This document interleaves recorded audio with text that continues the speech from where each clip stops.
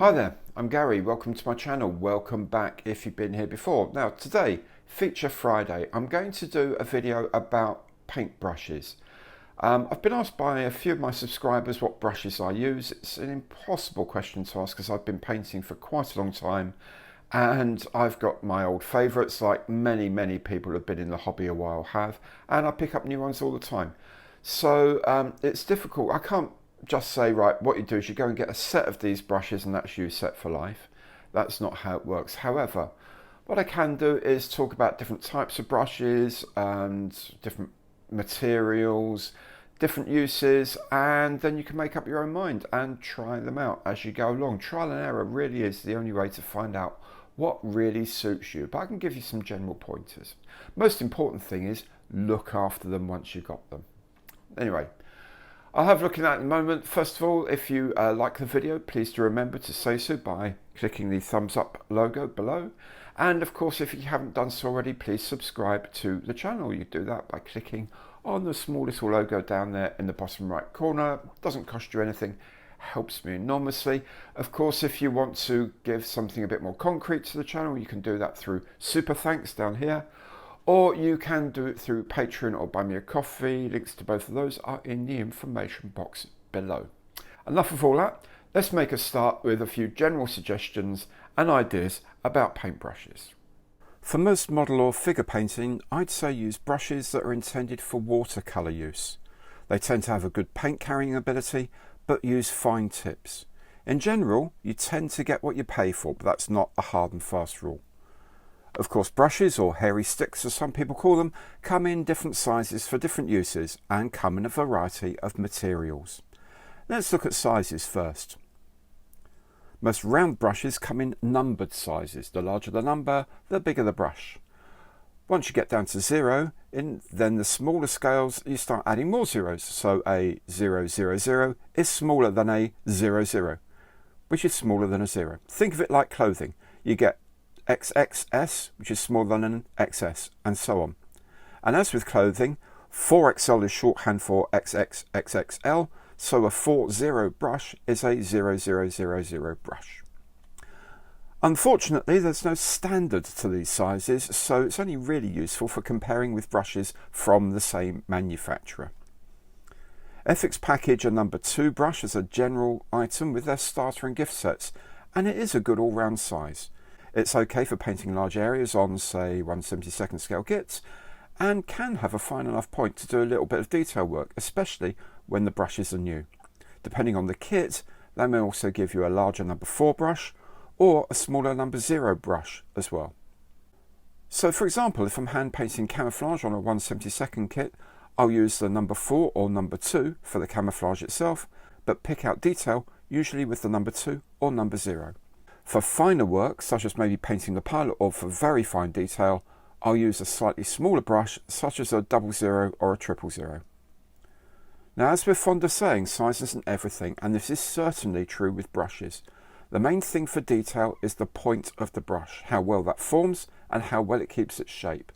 A 0 with a really good tip is better than a 000 with a tip that won't keep together. You might find also that your favourite brush over time develops a bit of a curved tip. Now cherish such a brush because it can be used for the very finest work, such as painting instrument panels or the details on uniforms.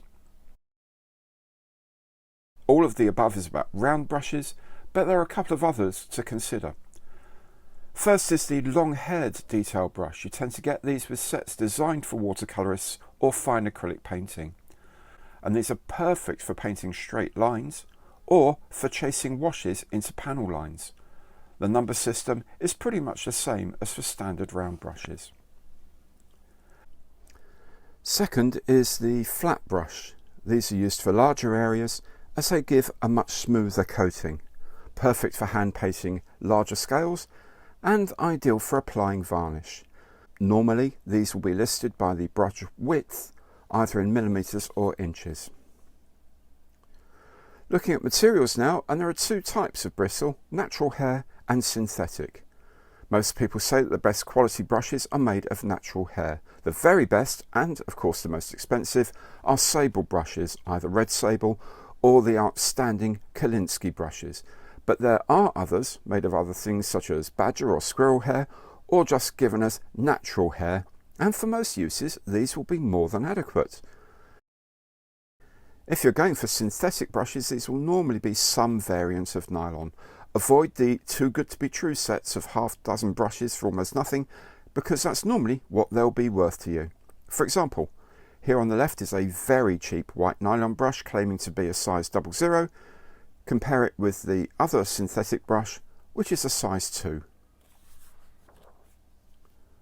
The most important thing with any brush is keeping it clean. Whenever you use your brush, don't load too much paint at once. Gently load the bristles and adjust the thickness of the paint with water as needed. When you're finished, always wash with clean water. Do this from time to time, even if you're doing a long paint job.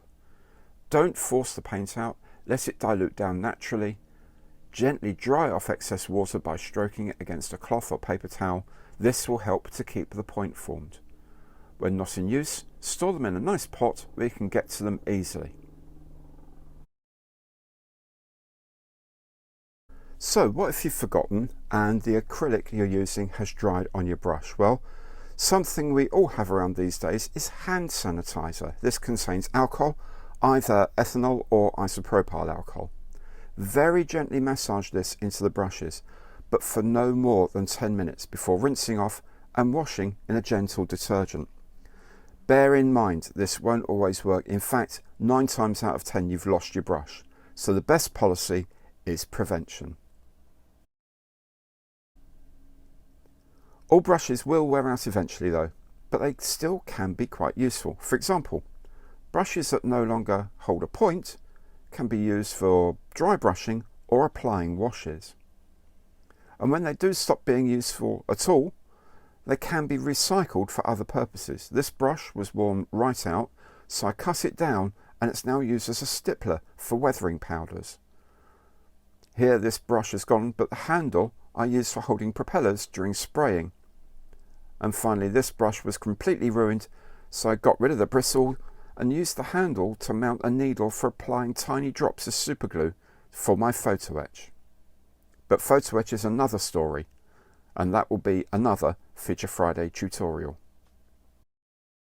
There we go then. Hope you enjoyed that. Hope you found it useful.